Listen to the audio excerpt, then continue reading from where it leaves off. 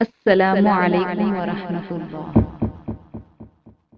اللہ تعالیٰ نے کن چیزوں سے کس کو سجایا؟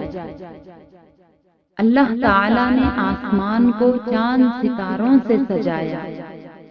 اللہ تعالیٰ نے جنت کو حوروں سے سجایا۔ اللہ تعالیٰ نے فرشتوں کو جبرائیل امین سے سجایا۔ اللہ تعالیٰ نے نبیوں کو اور رسولوں کو محمد صلی اللہ علیہ وسلم سے سجایا۔ اللہ تعالیٰ نے مہینوں کو رمضان المبارک سے سجایا۔ اللہ تعالیٰ نے دنوں کو جمعہ مبارک سے سجایا۔ اللہ تعالیٰ نے راتوں کو لیلۃ القدر سے سجایا۔ اللہ تعالیٰ نے زمینوں کو سجدوں سے سجایا۔ اللہ تعالیٰ نے درختوں کو پھول اور پھل سے سجایا۔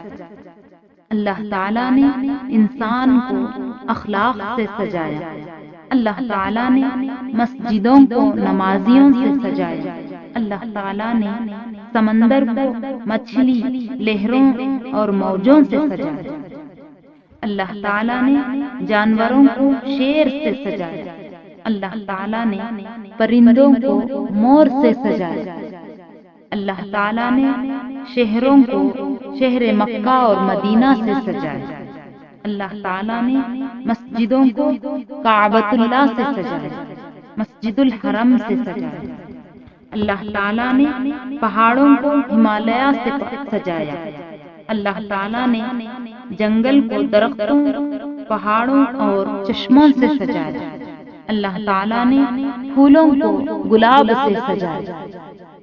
اللہ تعالیٰ نے تمام امتیوں کو امت محمدیہ صلی اللہ علیہ وسلم سے سجایا۔